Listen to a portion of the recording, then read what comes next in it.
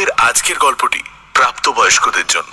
মদ্যপান, ধূমপান ও মাদক সেবন স্বাস্থ্যের পক্ষে ক্ষতিকর।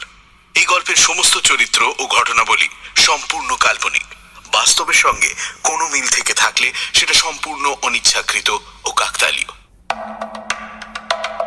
সানডে সাসপেন্সে আমরা বিভিন্ন ধরনের সাসপেন্সের গল্প প্রচার করে থাকি। ভূত, গোয়েন্দা, অলৌকিক ইত্যাদি। ভূতের গল্পে অনেক সময় আমরা দেখেছি সেখানে ব্ল্যাক ম্যাজিক, দেবদেবী, ঝাড়ফুঁক, তন্ত্রমন্ত্র ইত্যাদির উল্লেখ থাকে। গল্পের লেখক রোমাঞ্চকর আবহাওয়া বা প্লট তৈরির খাতিরে এগুলো ব্যবহার করে থাকেন, কোন রকম কুসংস্কার বা অযৌক্তিক ভীতিকে প্রশ্রয় দেবার জন্য নয়। আমরা আশা করব সানডে সাসপেন্সের শ্রোতারাও সংস্কার মুক্ত হয়ে খোলা মনে গল্প শোনার আনন্দেই এই গল্পগুলি গ্রহণ করবেন। বাংলা এবং বিশ্ব সাহিত্যের রোমাঞ্চকর কিছু গল্প দিয়ে সাজানো আমাদের এই বিশেষ নিবেদন সানডে সাসপেন্স। আজ আপনার জন্য এম.আর. জেমসের লেখা কাস্টিং দ্য রুনস ছোট গল্প অবলম্বনে রাজর্ষি গুপ্তর করা অনুবাদ রুনের মন্ত্র। এম.আর. জেমস অর্থাৎ মন্টেগিউ রোডস জেমস জন্মগ্রহণ করেন 1 অগস্ট 1862 সালে। একাধারে ছিলেন সাহিত্যিক, পণ্ডিত এবং অধ্যাপক। King's College, Cambridge University, Eton কলেজের মতো ইংল্যান্ডের কিছু বিখ্যাত কলেজ ও বিশ্ববিদ্যালয়তে অধ্যাপকের পদ অলঙ্কৃত করেছেন। 1913 সাল থেকে 1915 সাল অবধি কেমব্রিজ ইউনিভার্সিটির ভাইস চ্যান্সেলর ছিলেন, যদিও তাকে আমরা মূলত মনে রেখেছি তাঁর লেখা ভৌতিক গল্পের জন্যই। আমাদের আজকের গল্প কাস্টিং দ্য রুনস প্রথম প্রকাশিত হয় 1911 সালে। এম.আর. জেমসের দ্বিতীয় ভৌতিক গল্প সংকলন মিয়ার গোস্ট স্টোরিজের চতুর্থ গল্প এটি। এই গল্পের অনুবাদ করেছেন রাজর্ষি গুপ্ত। তার জন্ম হয় 23 জুন 1990 সালে। বর্তমানে সুভাষচন্দ্র বোস সেন্টিনারি কলেজের ইংরেজির অধ্যাপনা করছেন রাজর্ষি বাবু। রুনের মন্ত্র গল্পটি আমরা নিয়েছি ঋতু প্রকাশনের ছায়া কায়া ভয় বইটি থেকে। প্রধান চরিত্রে মিস্টার ড্যানিং এবং মিস্টার কার্সওয়েল। গল্প পাঠে মীর। গল্পের বেতার নাট্যরূপ এবং গল্পের সূত্রধার আমি দীপ। শুরু হচ্ছে রুনের মন্ত্র।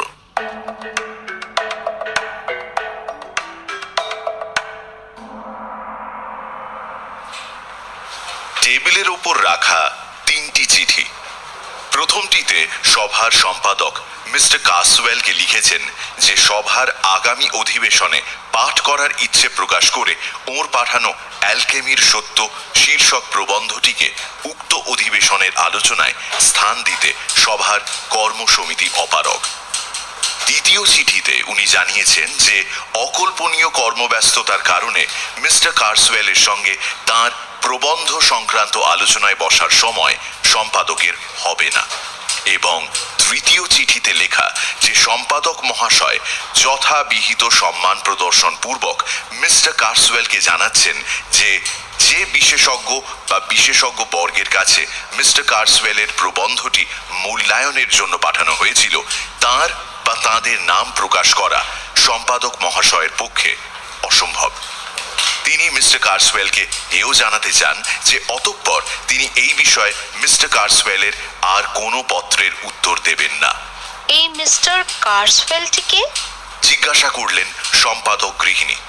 তিনি সম্পাদক মশাইয়ের অফিসে এসে সবে বসেছেন এমন সময় টাইপিস্ট উপরোক্ত 3টে চিঠির শেষ চিঠিটা নিয়ে প্রবেশ করা মাত্রই সেটা টপ করে তুলে নিয়ে, ব্যাপারটা যদিও দৃষ্টিকটু হলো, তিনি প্রশ্নটা ছুঁড়ে দিলেন তাঁর কর্তার উদ্দেশ্যে।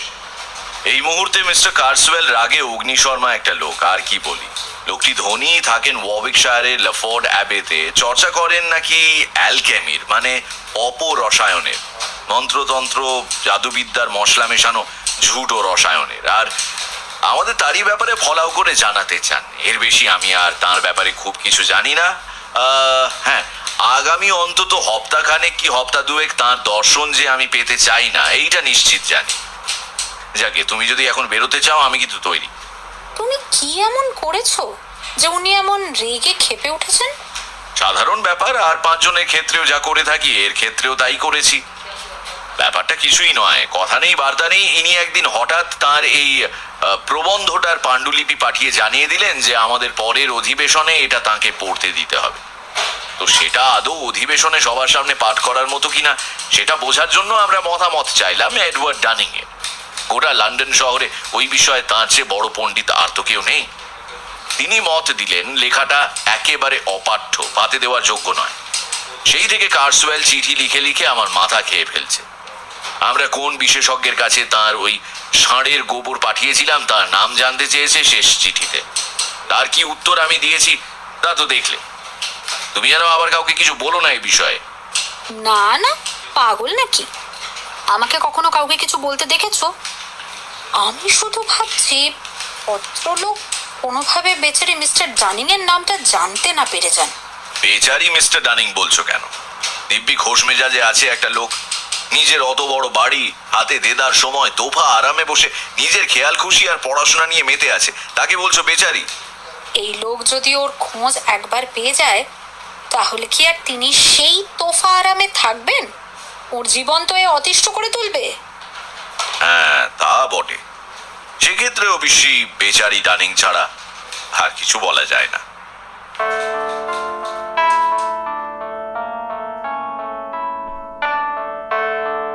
কর্তা গিন্নির আজ লাঞ্চের নিমন্ত্রণ।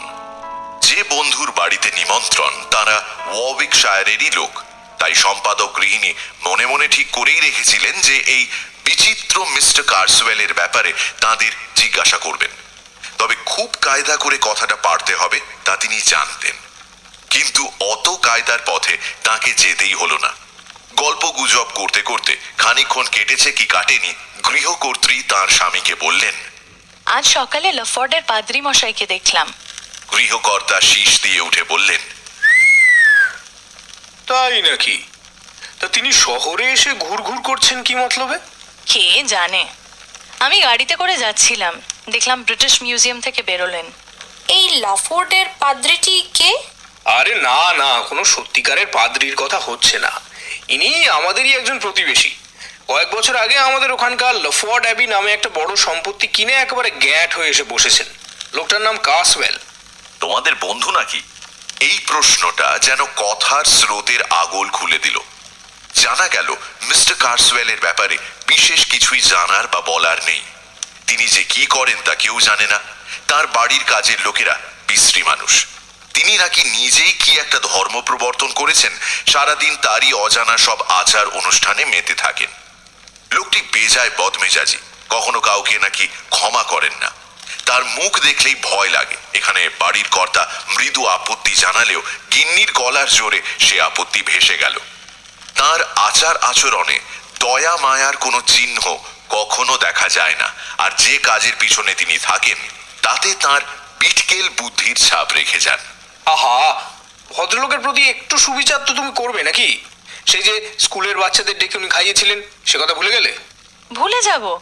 সে কি ভোলার মতো ব্যাপার যে ভুলে যাব? ভাগ্যিস তুমি কথাটা তুললে।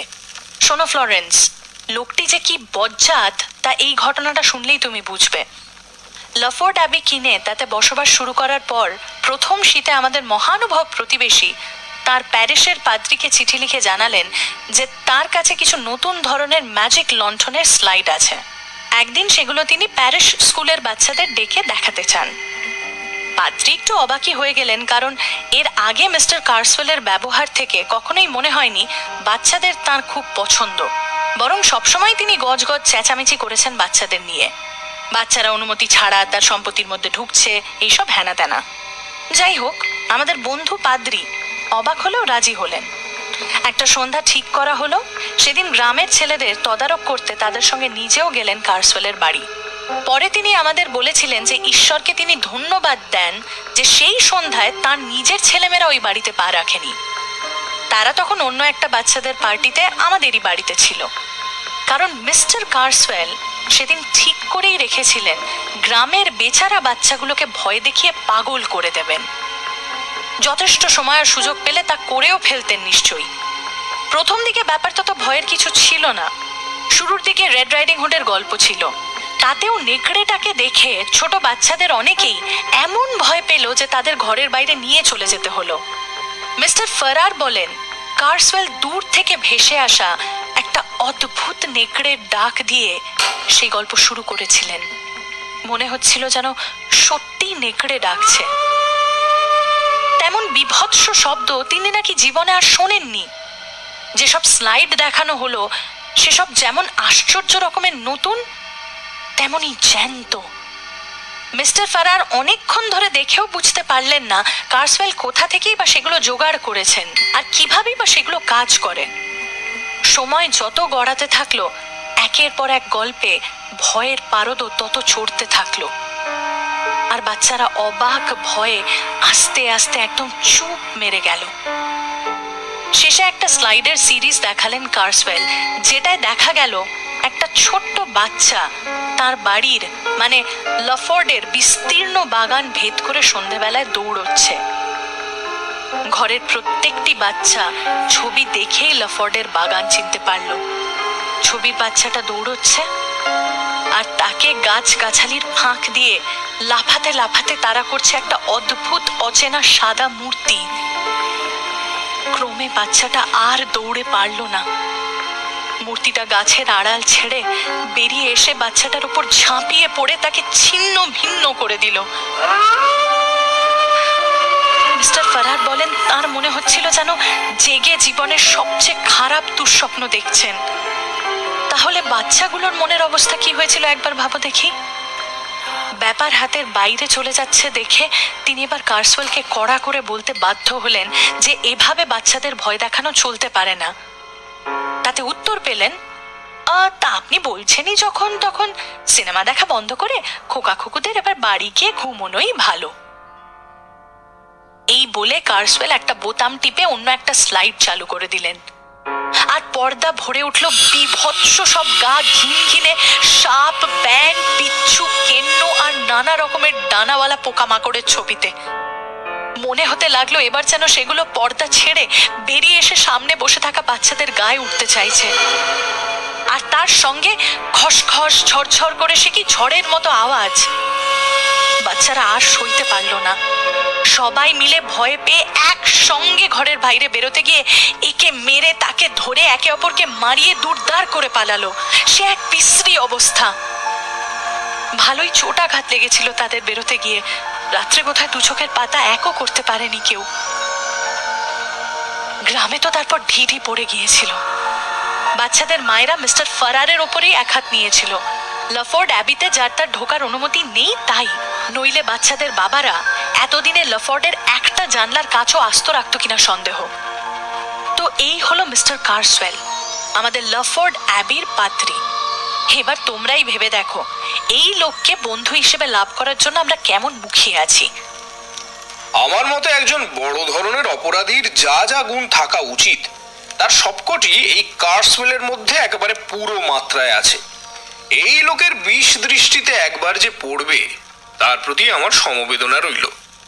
সম্পাদক গম্ভীর মুখে ভ্রু কুঁচকে বসেছিলেন, যেন কিছু একটা মনে করার চেষ্টা করছেন। এবারে ধীরে ধীরে বলে উঠলেন, আমি যার কথা ভাবছি এ কি সেই লোকই, নাকি আমি অন্য কারোর সঙ্গে গুলিয়ে ফেলছি? আচ্ছা, কিছু বছর আগে, তা প্রায় বছর 10 হবে, এরই কি হিস্ট্রি অফ উইচক্রাফট নামের একটা বই বেরিয়েছিল? এ সেই লোকই বটে। সে বই কিরকম বদনাম কুড়িয়েছিল সেও নিশ্চয়ই তোমার মনে আছে। মনে থাকবে না আবার? সবচেয়ে কড়া সমালোচনা যে করেছিল তাকেও আমি চিনতাম, তুমিও চিনতে তাকে। জন হ্যারিংটনকে মনে আছে? সেই যে আমরা যখন জনসে পড়তাম তখন সেও পড়তো ওখানে, মনে পড়ে? হ্যাঁ, দিব্যি মনে পড়ে। তবে আমি বেরিয়ে আসার পর তার আর কোনো খবর পাইনি।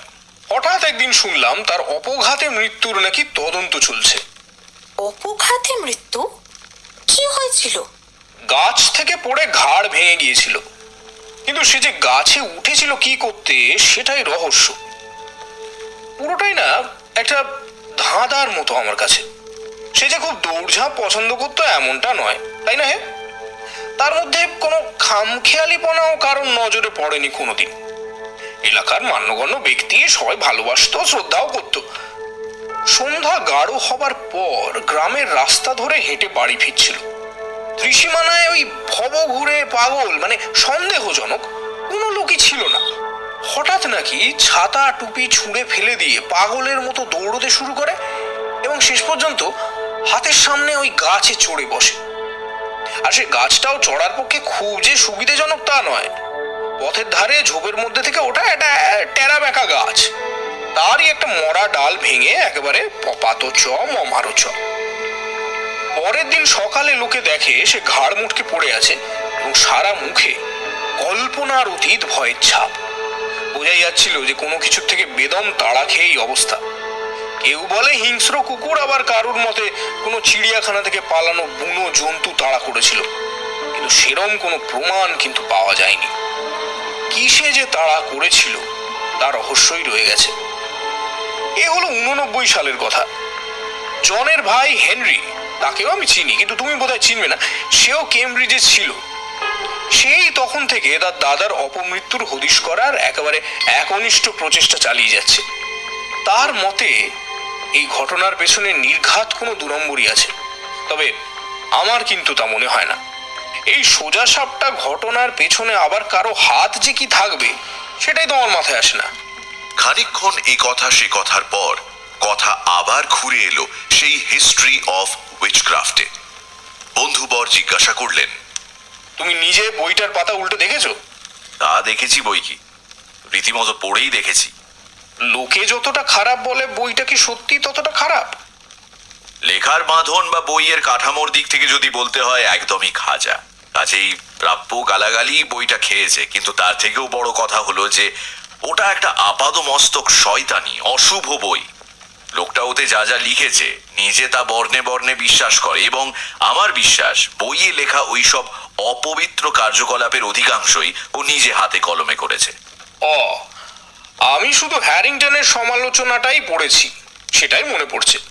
সত্যি বলতে আমি যদি ওই বইয়ের লেখক হতাম, তবে আমার সাহিত্য রচনার বাসনা চিরদিনের মতো ঘুচে যেত ওই সমালোচনা পড়ার পরে। কোনোদিনও মাথা উঁচু করে আর দাঁড়াতে পারতাম না। এর ক্ষেত্রে যে প্রতিক্রিয়া সেরকমটা একেবারেই হয়নি তা তো বেশ বুঝতে পারছি। ওহ, 3:30 বেজে গেল, এবার তো আমায় উঠতে হয় তাহলে।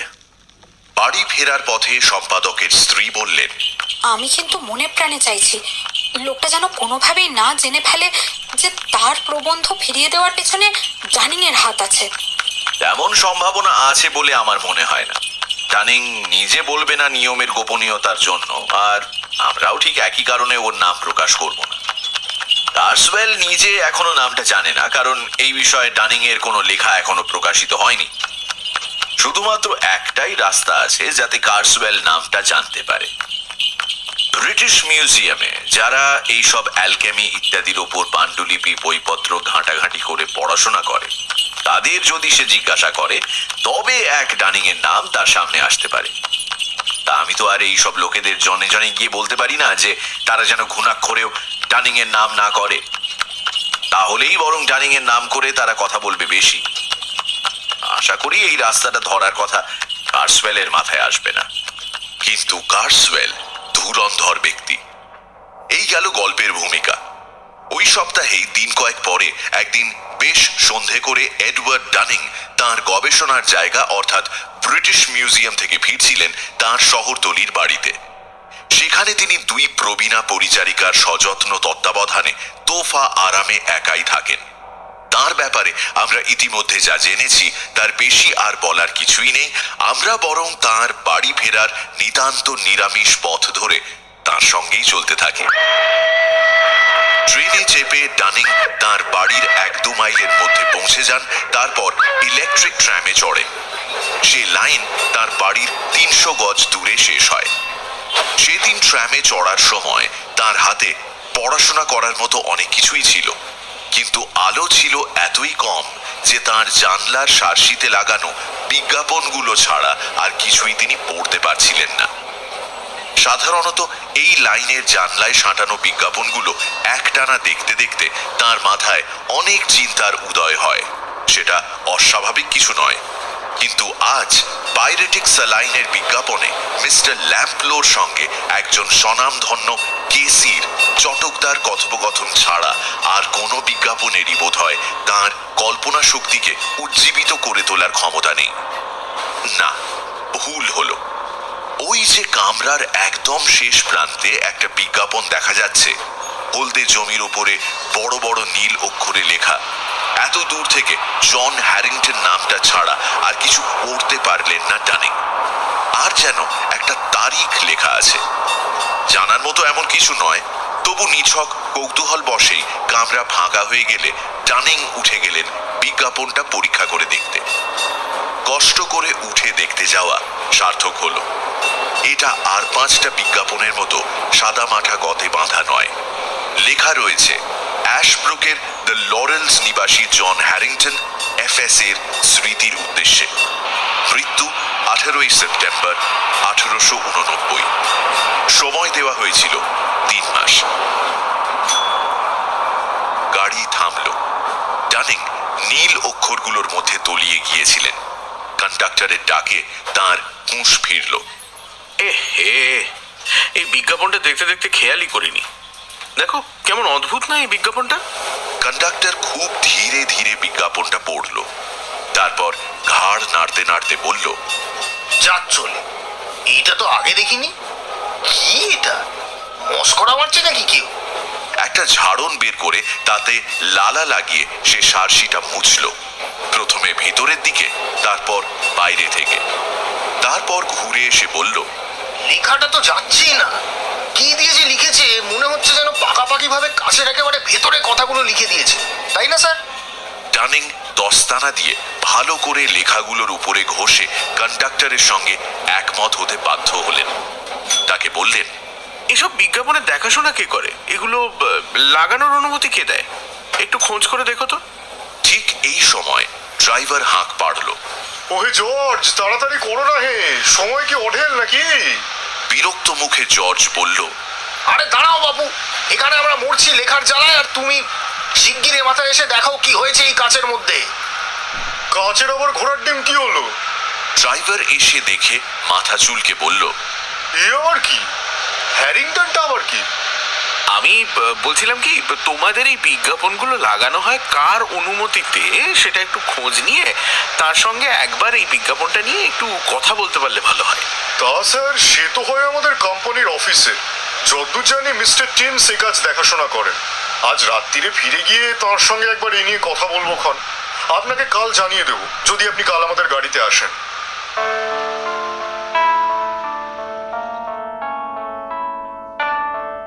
সেদিন সন্ধ্যের ঘটনা এই। ডানিং তারপর খুঁজে পেতে বের করলেন যে অ্যাশব্রুক জায়গাটা ওয়ারউইকশায়ারে। পরের দিনও ডানিং শহরে গেলেন।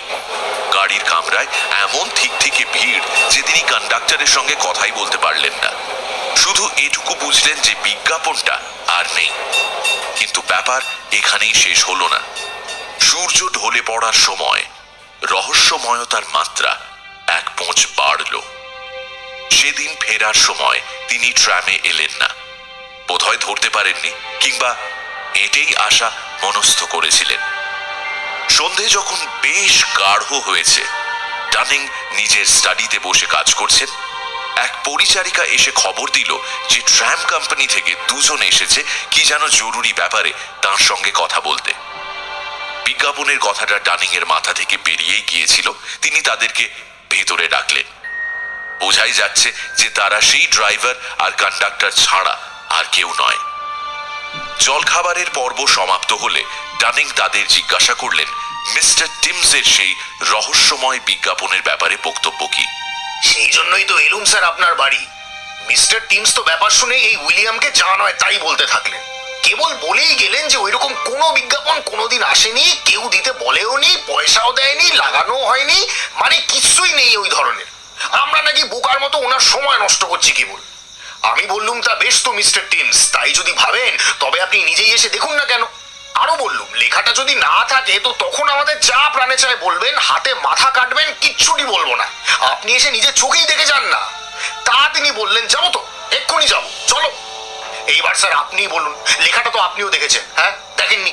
হলদে কাছে বড় বড় করে নীল রঙে হ্যারিংটন ম্যারিংটন লেখা ছিল, একেবারে স্পষ্ট দেখা যাচ্ছিল না বলুন। সেই আমি ঝাড়ন দিয়ে মুছলুম, লেখাটা গেল না। আমি বললুম যেন একেবারে কাচের ভেতর লেখা হয়েছে, আপনিও সায় দিলেন তাতে, তাই তো? হ্যাঁ তাই তো, সায় দিয়েছিলাম তো। তারপর তারপর আর কি, মিস্টার টিমস আলো নিয়ে কামরার ভেতরে ঢুকলেন। না না সরি, উইলিয়ামকে বললেন আলো নিয়ে বাইরে দাঁড়াতে। বললেন কই তোমাদের 7 রাজার ধন এক মানিক, আমার মাথা খেয়ে ফেললে যার কথা বলে বলে। কোথায় সে বিজ্ঞাপন, আমায় দেখাও। এই তো বলে আমি বিজ্ঞাপনটার উপর হাত রেখে দেখাতে গেলুম। হ্যাঁ, তো লেখাগুলো ছিল না, শাসি ভেঙে গিয়েছিল। ভেঙে? না না স্যার, ভাঙাভাঙির কোনো ব্যাপারই নেই। লেখাগুলো কি বলি আর ছিলই না স্যার। সেই যে আপনি দেখলেন না, সেই নীল নীল লেখা কাঁচের ভেতরে, ও একেবারে যেন উবে গেছে। পাপের জন্মে এমন জিনিস দেখিনি স্যার, এই উইলিয়ামও দেখেনি। আমি আর কি বলবো বলুন, মুখ্য মানুষ বলে তো আর লাভ কিছু হবে না। মিস্টার টিমস কি বললেন? তিনি আর কি বলতে বাকি রাখলেন বলুন আমাদের? মুখে যা আসে তাই বলতে লাগলেন। অবশ্যই তেনাকে দোষ দেওয়াও যায় না। আমরা বলছিলাম কি, তখন দেখেছিলাম আপনি ওই বিজ্ঞাপনের লেখাগুলো টুকে রাখছেন তো। তা টুকে নিয়েছিলাম বটে, এখনো রয়েছে সে লেখা আমার কাছে। তো তোমরা কি চাও যে আমি মিস্টার টিমসের সঙ্গে দেখা করে তাকে ওই লেখাগুলো দেখাই? এবারে উইলিয়াম বলে উঠল, ওই আমি বলিনি তোমায়, বলি না আমি সবসময় জর্জ, খাঁটি ভদ্রলোকের দেখা পাওয়া শক্ত বটে, কিন্তু তারা আছে। আমি যখন বলেছিলাম যে উনি একজন সজ্জন মানুষ, চলো ওনার কাছে, ভুল বলেছিলাম কিনা মিলিয়ে নাও এবার। থাক থাক উইলিয়াম, আমায় আর স্যারের সামনে এসব বলার দরকার নেই তোমার। আমি তো তোমার কথা মতোই এসেছি নাকি। কিন্তু আপনি যদি কাল একবার আমাদের অফিসে গিয়ে মিস্টার টিমসকে বলে আসেন আপনি নিজের চোখে কি দেখেছেন, তাহলে তাহলে আমরা আপনার গোলাম হয়ে থাকবো স্যার। আসলে কি জানেন তো, গালাগাল যা খাবার সে তো খেয়েইছি, তার অত গায়ে লাগে না। কিন্তু বড় কর্তাদের মাথায় যদি একবার ঢোকে যে সন্ধ্যের ঝোঁকে আমরা দুজন চোখের ভুলে যা নেই তাই দেখছি, তবে তেনারা তো দুয়ে দুয়ে 4 করে নেবেন। আর আমাদের যে 1 বছরের ভেতর কোথায় গতি হবে তা ভগবানই জানেন। মানে বুঝতেই তো পারছেন কি বলতে চাইছি স্যার। চাকরি সংক্রান্ত এইসব গুরুত্বপূর্ণ আলোচনায় নিমগ্ন হয়ে তাদের দেওয়া প্রস্তাব পর্যালোচনা করতে করতে জর্জ আর উইলিয়াম বেরিয়ে গেল। মিস্টার টিমস ডানিং এর মুখ চেনা। পরের দিন তার সঙ্গে দেখা করে ডানিং নিজের অভিজ্ঞতা জানিয়ে তার অবিশ্বাসের ভাব অনেকটাই কমাতে সক্ষম হলেন। কোম্পানির খাতায় উইলিয়াম আর জর্জের নামের পাশেও কোনো কালো দাগ পড়ার আর সম্ভাবনা রইল না। বিজ্ঞাপন রহস্যের কিন্তু কোনো সুরাহা হলো না। পরের দিন সন্ধ্যায় এমন একটা ঘটনা ঘটল যে ডানিং এর মনে এই আজব ব্যাপারটা সম্পর্কে আগ্রহ আরো জেঁকে বসল। সন্ধ্যের সময় ক্লাব থেকে বেরিয়ে তিনি ট্রেন ধরার পথে হাঁটছেন, এমন সময় খেয়াল করলেন তার সামনে একটু দূরে পথের উপর হাতে বিজ্ঞাপনের কাগজ হাতে একজন ফেরিওয়ালা দাঁড়িয়ে আছে। আর 5টা ব্যবসার বিজ্ঞাপনের ফেরিওয়ালারা যেরকম জনবহুল এলাকা বেছে নেয় তাদের বিজ্ঞাপনের বেশি কাটতির জন্য, এই সেরকম জায়গা বাছেনি। সত্যি বলতে কি, তার দিকে এগোতে এগোতে ডানিং তাকে একটিও বিজ্ঞাপন কোনো পথচারীকে দিতে দেখলেন না, যেমনটা ঠিক এই ধরনের ফেরিওয়ালারা করে থাকে। কিন্তু তিনি দ্রুত চলতে চলতে তার সামনে পৌঁছতেই সে একটা পাতলা কাগজ তার হাতে গুঁজে দিল। বিজ্ঞাপনটা নেওয়ার সময় ডানিং এর হাতে তার হাত একটু ঠেকে গিয়েছিল। তাতেই তার মনে হলো কেমন যেন শক লাগলো। তিনি শিউরে উঠলেন। হাতটা যেন অত্যধিক খড়খড়ে আর গরম। হাঁটতে হাঁটতেই ঝটতেই তিনি ফেরিওয়ালার দিকে ফিরে তাকালেন, কিন্তু কিছু বুঝতে পারলেন না। অন্তত পরে মনে করার মতো সে মুখের কোনো ছাপ তার মনে পড়ল না। জোর কদমে পা চালাতে চালাতে পিতপিতে কাগজটার দিকে চোখ দিতেই নীল রঙের কাগজের ওপর বড় বড় অক্ষরে হ্যারিংটন নামটা ডানিং এর চোখে পড়ল। চমকে উঠে মাঝপথে দাঁড়িয়ে পড়ে তিনি পকেট হাতাড়াতে লাগলেন চশমার জন্য। ঠিক বড় মুহূর্তেই পাশ দিয়ে একজন হন্তদন্ত হয়ে চলা লোকের ধাক্কায় কাগজটা তার হাত থেকে পড়ে গেল। ডানিং অনেক খুঁজেও আর সেটা দেখতে পেলেন না। দৌড়ে কয়েক পা পিছিয়ে গেলেন তিনি, কিন্তু কোথায় সেই পথচারী আর কোথায় বা সেই ফেরিওয়ালা? পরের দিন খানিকটা খিচড়ানো মন মেজাজ নিয়েই ডানিং ব্রিটিশ মিউজিয়ামের বিশেষ পুঁথিপত্রের পাণ্ডুলিপির ঘরে গিয়ে বসে হার্ডলি 3586 ও আরো কিছু দরকারি পুঁথি আনাতে দিলেন। কিছুক্ষণ পরে সেগুলো এলে তিনি বাছাই করে যেটা সবার আগে লাগবে সেটা সামনে রেখে খুলে বসেছেন। এমন সময় তার মনে হলো যেন পিছনে কেউ ফিসফিস করে তার নাম ধরে রাখলো। চকিতে ফিরে তাকাতে গেলেন ডানিং, আর তাড়াহুড়োয় হাত লেগে তার কাগজপত্রে ভর্তি পোর্টফোলিও মেঝেতে পড়ে গেল। পিছন ফিরে কিন্তু তিনি চেনা কাউকে দেখতে পেলেন না। শুধু ঘরের দায়িত্বে থাকা সংগ্রহশালার কর্মচারী তাকে দেখে স্মিত মুখে মাথা নাড়ল। ডানিং নিচু হয়ে এলোমেলো হয়ে ছড়িয়ে থাকা কাগজপত্র তুলতে থাকলেন। সব কাগজ জড়ো করে নিজের কাজে মন দিতে যাবেন, ঠিক তখন পিছনের এক টেবিল থেকে এক শক্তপোক্ত চেহারার ভদ্রলোক, তিনি নিজের কাজ শেষ করে তাঁর সব সরঞ্জাম গুছিয়ে তুলে উঠেই পড়েছিলেন। তিনি এসে ডানিং এর কাঁধে আলতো হাত রেখে বললেন, মাফ করবেন, এইটা বোধহয় আপনার। বলে একটা চৌকো কাগজ বাড়িয়ে ধরলেন। হ্যাঁ হ্যাঁ, আমারই বটে, হ্যাঁ, ধন্যবাদ। পর মুহূর্তেই ভদ্রলোক ঘর ছেড়ে বেরিয়ে গেলেন। সেদিন বিকেলে কাজ শেষ হওয়ার পর ডানিং ঘরে থাকা কর্মচারীটির সঙ্গে কথা বলতে বলতে তাকে সকালের লম্বা চওড়া ভদ্রলোকের কথা জিজ্ঞেস করলেন। কে উনি? ওনার নাম মিস্টার কার্সওয়েল। এই তো গত সপ্তাহে উনি জিজ্ঞাসা করছিলেন অ্যালকেমির ওপর বিশেষজ্ঞ কে কে আছেন। তা আমি আপনার নাম করে বললাম যে সারা দেশে এক আপনিই আছেন। উনি নিশ্চয়ই আপনার সঙ্গে আলাপ করে খুব খুশি হবেন। দেখি একদিন ওকে ধরবো। না না না না না, ওটা করবেন না। আমি ওকে এড়াতে পারলে বাঁচি। ও তাই বুঝি? তা উনি এখানে কমই আসেন। আপনার সঙ্গে হঠাৎ করে দেখা হয়ে যাওয়ার সম্ভাবনা কমই। সেদিন বাড়ি ফেরার পথে ডানিং এর বারবার মনে হতে থাকলো, কেন কে জানে আজকে যেন অন্যান্য দিনের মতো মৌজ করে সন্ধেটা একলা কাটানোর ইচ্ছেটা তার হঠাৎ উবে গেছে। অত্যন্ত অস্বস্তিকর অথচ অনির্দেশ্য কি যেন একটা ধরা ছোঁয়ার বাইরে অবর্ণনীয় কিছু একটা যেন তার আর বাকি জগতের মধ্যে পাঁচিল তুলে দাঁড়াচ্ছে, তাকে আস্তে আস্তে গ্রাস করছে। ট্রেনে এবং ট্রামে তিনি আজ লোকজনের যত কাছে পারা যায় ঘেঁষে থাকতে চাইলেন, কিন্তু বিধি বাম, আজকে দুই যানবাহনই প্রায় ফাঁকা বললেই চলে। কন্ডাক্টর জর্জ যেন চিন্তান্বিত, বারবার যাত্রীদের সংখ্যা গুনে চলেছে, যেন কি এক গভীর হিসেব মেলাতে পারছে না।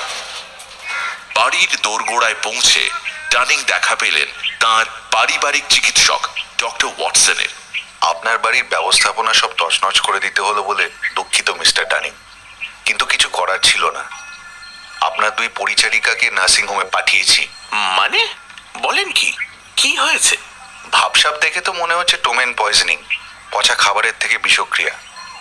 তা আপনার পেটে তো সেসব গিয়েছে বলে মনে হচ্ছে না। গেলে আপনি আর চলে ফিরে বেড়ানোর অবস্থায় থাকতেন না। যাই হোক, ওরা ঠিক হয়ে যাবে খুব শিগগিরই। হায় হায়, এমনটা হলো কি করে? আমায় ওরা যা বলেছে তা হলো, বিকেলে ওদের খাবার সময় এক ফেরিওয়ালা এসেছিল। তার কাছ থেকে ওরা নাকি চিংড়ি না কাঁকড়া কি যেন কিনেছিল। অদ্ভুত ব্যাপার জানেন, আমি খোঁজ নিয়ে জানলাম পাড়ায় আর কোনো বাড়িতে কিন্তু ওই রকম কোনো ফেরিওয়ালা আসেনি। আপনাকে আর তখন খবর পাঠাতে পারিনি, তবে ওদের বাড়ি ফিরতে একটু সময় লাগবে। যাই হোক, পরের কথা পরে ভাবা যাবে। আজ রাত্রে আপনি আমার বাড়িতে খাবেন, ঠিক 8টায় চলে আসবেন কিন্তু, আর অত চিন্তা করবেন না।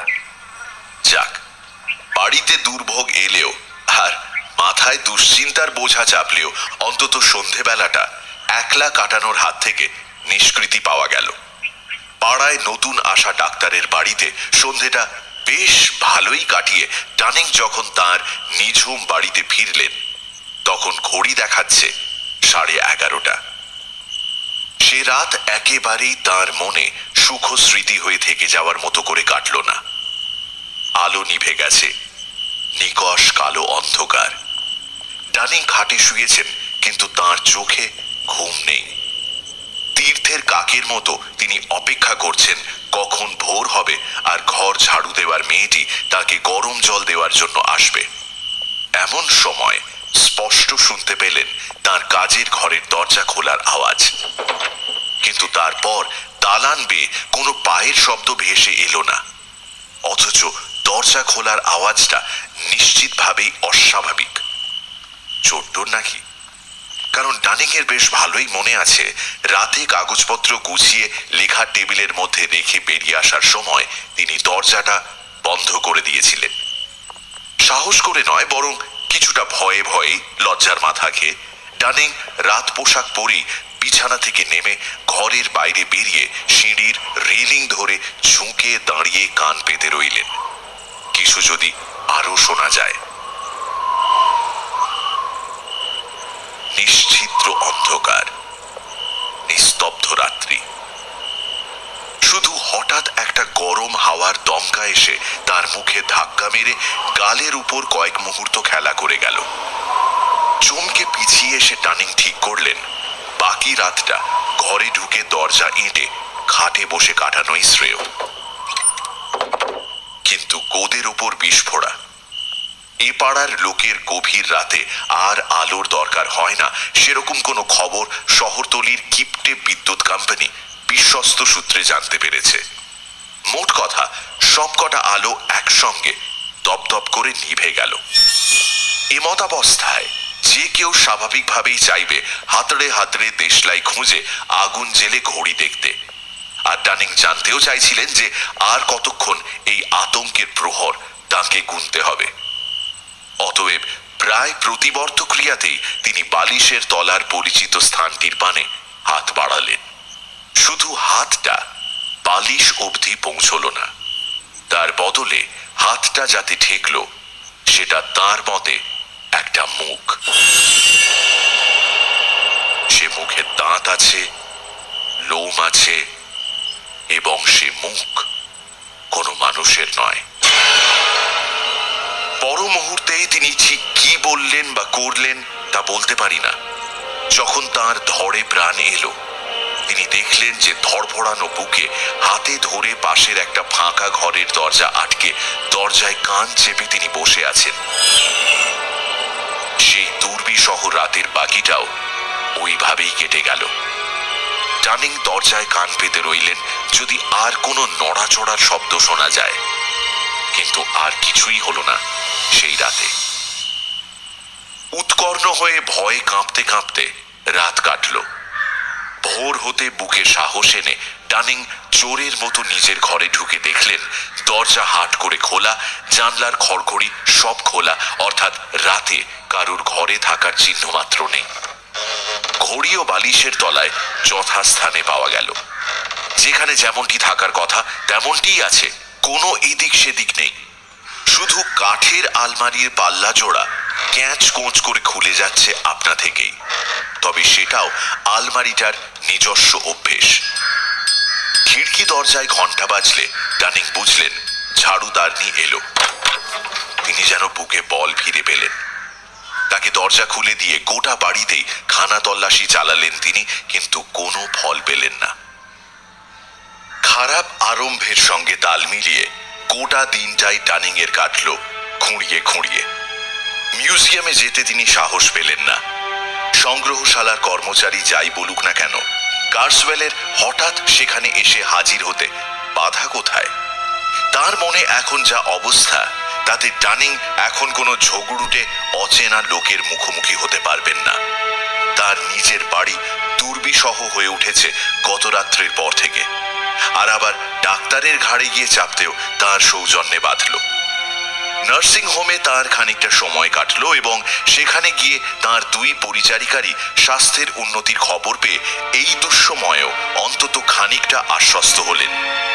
দুপুরে খাওয়ার সময় ক্লাবে গিয়ে সেখানে সভার সম্পাদকের দেখা পেয়ে মনটা তাঁর আরেকটু ভালো হলো। খাওয়ার সময় টানিং বন্ধুকে নিজের মানসিক দুরবস্থার কথা অনেকটা বললেও বুকের উপর পাথরের মতো চেপে বসে থাকা আসল কারণটা কিছুতেই খুলে বলতে পারলেন না। কি দুঃখের কথা দেখো দেখি। এক কাজ করো বুঝলে, আমরা তো একাই আছি বাড়িতে, তুমি আমাদের সঙ্গে এসে থাকো না কেন? আর কোনো কথা নয়, সেই ভালো হবে। তুমি আর বেশি কিছু বলো না, বিকেলের মধ্যেই আমাদের বাড়িতে দরকারি জিনিসপত্র সব পাঠিয়ে দাও। টানিং আর সহ্য করতে পারছিলেন না। আবার একটা রাত ওই ফাঁকা বাড়িতে কাটাতে হবে ভাবলেই তার হাত পা পেটের ভিতরে সেঁধিয়ে যাচ্ছিল। তড়িঘড়ি তিনি বাড়ি এসে সব সরঞ্জাম গুছিয়ে নিয়ে চলে গেলেন। বন্ধু ও বন্ধু পত্নীর সামনে উপস্থিত হলে পরে টানিং এর বিধ্বস্ত চেহারার পূর্ণ রূপ দেখে তাদের চক্ষু চড়কাজ হয়ে গেল।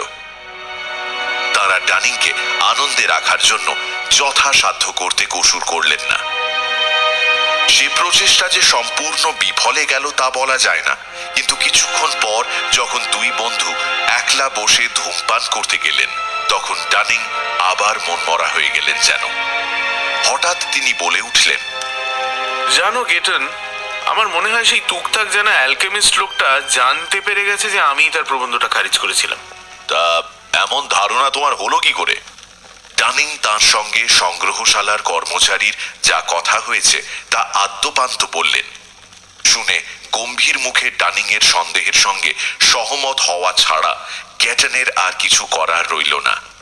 তাতে যে আমার খুব একটা কিছু এসে যায় তা নয়, কিন্তু কখনো যদি তার মুখোমুখি হই, একটা বিশ্রী ঝামেলা লেগে যেতে পারে। লোকটা খুব সুবিধে নয় বলেই মনে হচ্ছে। আবার কিছুক্ষণ কথা বন্ধ হয়ে সব চুপচাপ। ডানিং এর বিষণ্ণ ভাব আর অস্থিরতা যে ক্রমবর্ধমান তা গ্যাটনের চোখ এড়ালো না। একটা সময় তিনি সোজাসুজি জিজ্ঞাসাই করে বসলেন, ডানিং এর মনের অস্বস্তির মূল কারণটা ঠিক কি? ডানিং যেন হাঁপ ছেড়ে বাঁচলেন। কাউকে কথাটা বলে মনটা হালকা করতে চাইছিলাম, কিন্তু পারছিলাম না। আচ্ছা, জন হ্যারিংটন নামে একজনের ব্যাপারে তুমি কি জানো? গ্যাটন ডানিং এর মুখে হ্যারিংটনের নাম শুনে এমন স্তম্ভিত হয়ে গেলেন যে তার মুখ থেকে মৃদু স্বরে একটা কেন ছাড়া আর কিছু বেরোলো না। ডানিং তখন কলকল করে সবিস্তার বলে গেলেন তার অভিজ্ঞতা। বললেন কি ঘটেছে তার সঙ্গে ট্রামের কামরায়, রাস্তায় এবং তার নিজের বাড়িতে। বললেন কেমন করে একটা নারকীয় ভয়, হতাশা, দুঃখ মেশানো কষ্টকর অনুভূতি তার জীবনী শক্তি শুষে নিয়ে তাকে আস্তে আস্তে গিলে ফেলছে বলে তার মনে হচ্ছে, অথচ তার থেকে মুক্তি পাওয়ার জন্য কিছুই করতে পারছেন না তিনি। এবং সবার শেষে আবার ঘুরে এলেন সেই প্রশ্নে যা তার মুখের আগল খুলে দিয়েছিল। গ্যাটন কি বলবেন বুঝে উঠতে পারলেন না। হ্যারিংটনের মৃত্যুর ঘটনা খুলে বলাই হয়তো এক্ষেত্রে উচিত, কিন্তু ডানিং এর মনের অবস্থা এই মুহূর্তে ভঙ্গুর, আর হ্যারিংটনের ঘটনাও এমন কিছু সুখশ্রাব্য আনন্দের গল্প নয়। তাছাড়া তার নিজের মনেও একটা প্রশ্ন ঘুরপাক খাচ্ছিল, এই দুটো আপাত বিচ্ছিন্ন ঘটনার যোগসূত্র কি কার্সওয়েলের মধ্যে লুকোনো রয়েছে? সম্মোহনের প্রভাব বলে বিজ্ঞানসম্মতভাবে গোটা ব্যাপারটাকে ব্যাখ্যা করতে চাইলেও যেন নিজের মনই বলে উঠছে যে কোথাও একটা গলদ রয়ে গেছে। অনেক ভেবে চিনতে গ্যাটন স্থির করলেন যে আজ রাত্রে স্ত্রীর সঙ্গে এ ব্যাপারে পরামর্শ করবেন। ততক্ষণ পর্যন্ত সত্যিটা ঢাকা থাকলে ক্ষতি নেই। হ্যারিংটন আর তার লেখাপত্র সম্পর্কে দু একটা মামুলি কথা ডানিংকে জানিয়ে তিনি এটুকুই বললেন যে তাকে তিনি কেমব্রিজে চিনতেন। 1889 সালে হঠাৎই সে মারা যায়। রাত্রে মিসেস গ্যাটনকে সমস্ত কথা খুলে বলে এখন কি করণীয় তার পরামর্শ চাইতেই তিনি সোজা যে রাস্তাটা দেখিয়ে দিলেন সেটা এতক্ষণ সম্পাদক মশাইয়ের চোখের সামনেই খোলা পড়ে থাকা সত্ত্বেও তিনি দেখতে পাননি। তার অর্ধসঙ্গিনী তাকে জন হ্যারিংটনের ভাই হেনরির কথা স্মরণ করিয়ে দিয়ে বললেন যে গতদিন তারা যে বন্ধুর বাড়ি নিমন্ত্রণ রক্ষা করতে গিয়েছিলেন তাদের মাধ্যমে হেনরি হ্যারিংটনের নাগাল পাওয়া মোটেই শক্ত নয়। সে যদি খ্যাপা পাগলা গোছের লোক হয়? সে কথাও বেনেটরাই ভালো বলতে পারবে। স্থির হলো পরের দিনই মিসেস গ্যাটন এ ব্যাপারে কথা বলতে বেনেটদের বাড়ি যাবেন। কিভাবে কোন পরিস্থিতিতে হেনরি হ্যারিংটন আর এডওয়ার্ড ডানিং এর দেখা হলো তার বিশদ বিবরণ জেনে আমাদের লাভ নেই, বরং প্রথম সাক্ষাতে তাদের দুজনের কি কথা হলো সেটা জানাতেই আমাদের আগ্রহ বেশি। আলাপ পরিচয় হওয়ার পর ডানিং হেনরি হ্যারিংটনকে জানালেন কি অদ্ভুতভাবে জন হ্যারিংটনের নামের সঙ্গে তার পরিচয় ঘটেছে। পাশাপাশি তার নিজের ভয়ঙ্কর অভিজ্ঞতার কথাও বললেন। তারপর তিনি হ্যারিংটনকে জিজ্ঞাসা করলেন যে বিবরণ তিনি এতক্ষণ শোনালেন তার বিনিময়ে হ্যারিংটন তার দাদার মৃত্যু সংক্রান্ত কোনো বিশেষ কথা স্মরণ করে তাকে বলতে পারেন কিনা। সমস্ত ঘটনা শুনে হ্যারিংটন থ হয়ে গিয়েছিলেন বটে, কিন্তু তার উত্তর আসতেও দেরি হলো না। হেনরি বললেন দুর্ঘটনাটা ঘটার আগে বেশ কিছুদিন ধরে যে জন খুব বিচলিত ছিল তা তিনি বুঝতে পেরেছিলেন। তবে সে উদ্বিগ্ন ভাবটা একটানা ছিল না, মৃত্যুর ঠিক আগেও নয়। তার প্রধান উদ্বেগ ছিল এই যে কেউ যেন সব সময় তার পিছু পিছু ঘুরছে। সে কল্পনাপ্রবণ ছিল বটে, কিন্তু এরকম প্রায় পাগলামির নামান্তর বিদঘুটে কল্পনার শিকার সে আগে কোনোদিন হয়েছে বলে হ্যারিংটনের মনে পড়ে না। তার দৃঢ় বিশ্বাস তার মৃত্যুর পেছনে কারুর বদমাইশি আছে, এবং ডানিং এর অভিজ্ঞতার কথা শুনে তার সে বিশ্বাস আরো বদ্ধমূল হচ্ছে। হ্যারিংটন জিজ্ঞাসা করলেন, ডানিং নিজে দুই ঘটনার মধ্যে কোনো যোগসূত্র খুঁজে পেয়েছেন কিনা। মনে হয় পেয়েছি, তবে সেটা খুবই আবছা। আপনার দাদা মৃত্যুর আগে একটা বইয়ের কঠোর সমালোচনা করেছিলেন বলে শুনেছি। ঘটনাচক্রে সম্প্রতি আমিও সেই বইয়ের লেখকের বিরাগভাজন হয়েছি। সে লোকের নাম নিশ্চয়ই কার্সওয়েল। মোক্ষম ধরেছেন। এবার আর কোনো সন্দেহ রইল না আমার মনে। আপনাকে তবে খুলেই বলি, দাদার একটা কথা থেকে আমার নিশ্চিত ধারণা হয়েছিল যে তিনি বিশ্বাস করতে শুরু করেছিলেন তার সব সমস্যার মূলে আছে ওই কার্সওয়েল, যদিও তার নিজের কাছেও ব্যাপারটা ছিল আপাতভাবে অবিশ্বাস্য। যেসব কথা আপনাকে বলতে চলেছি আমার মনে হয় তার সঙ্গে দাদার এবং আপনার পরিস্থিতির গভীর সম্বন্ধ আছে। দাদা ছিলেন গান বাজনা পাগল মানুষ। শহরে কোনো কনসার্ট, জলসা, মেহফিলের খবর পেলেই ছুটে যেতেন সেখানে। মৃত্যুর মাস তিনেক আগে সেরকমই একটা কনসার্ট থেকে ফিরে এসে আমার হাতে অনুষ্ঠান সূচিটা দিয়ে দাদা বলেছিলেন, আজ তো এটা হারিয়ে কি বিপদেই পড়তে চলেছিলাম। আমারটা কখন কোথায় পড়ে গিয়েছিল কে জানে। পকেট হাতড়াচ্ছি, সিটের তলায় খুঁজে দেখছি। এমন সময় আমার পাশের সিটের ভদ্রলোক ওর কাগজটা দিয়ে বললেন, আমি রেখে দিতে পারি, ওর আর দরকার পড়বে না। বলেই ভদ্রলোক চলে গেলেন। ভদ্রলোককে চিনিও না, জানিও না, লম্বা চড়া চেহারা, পরিষ্কার করে কামানো মুখ। এটা হারিয়ে যদি একটা অনুষ্ঠান দেখতে না পেতাম কি হতো বলো দেখি। হ্যাঁ, গ্যাটের করে খরচা করে আরেকটা অনুষ্ঠান সূচি কিনে নেওয়াই যেত, কিন্তু এতে করে দেখো পয়সাও খরচা হলো না, আবার দরকারি কাগজটাও পেয়ে গেলাম। পরে অন্য এক সময় দাদা আমাকে বলেছিলেন যে কনসার্টের শেষে হোটেলে ফেরার পথে এবং সেদিন সারা রাত ধরেই তিনি প্রচন্ড অস্বস্তির মধ্যে দিয়ে গিয়েছিলেন। আমি অনেক পরে এইসব টুকরো টুকরো ঘটনাগুলো জোড়া লাগাতে আরম্ভ করি। এর কয়েকদিন পর দাদা তার সমস্ত অনুষ্ঠান সূচিগুলো নিয়ে একদিন বসেছিলেন। সবগুলো একসঙ্গে বাঁধিয়ে রাখার ইচ্ছে ছিল দাদার। ওই বিশেষ দিনের অনুষ্ঠান সূচিটার আমি তখনও সেটাকে ভালো করে খেয়ালই করিনি কোনোদিন। একদম শুরুর দিকের পাতার মধ্যে একটা ছোট্ট চৌকো কাগজ পাওয়া গেল। কাগজটায় খুব যত্ন সহকারে লাল আর কালো রঙে কিসব যেন লেখা। আমার ধারণা রুনিক অক্ষর হবে সেগুলো। দাদা বললেন, এ মনে হচ্ছে আমার পাশের সেই ভদ্রলোকের জিনিস, কোনো লেখার নকল মনে হচ্ছে। যথেষ্ট কষ্টসাধ্য ব্যাপার, এ তো ফিরিয়ে দিতে হয়, কিন্তু এখন তার ঠিকানা খুঁজে পাই কি করে। এই নিয়ে বেশ খানিকক্ষণ আলোচনা হলো। আমরা দুজনেই একমত হলাম যে এই জিনিসের জন্য কাগজে বিজ্ঞাপন দেওয়া বাড়াবাড়ি হবে। বরং দাদা খুব শিগগিরই পরের কনসার্টে যাবেন, সেখানে ভদ্রলোকের সঙ্গে নিশ্চয়ই দেখা হবে, তখন তাকে কাগজটা ফিরিয়ে দিলেই চলবে।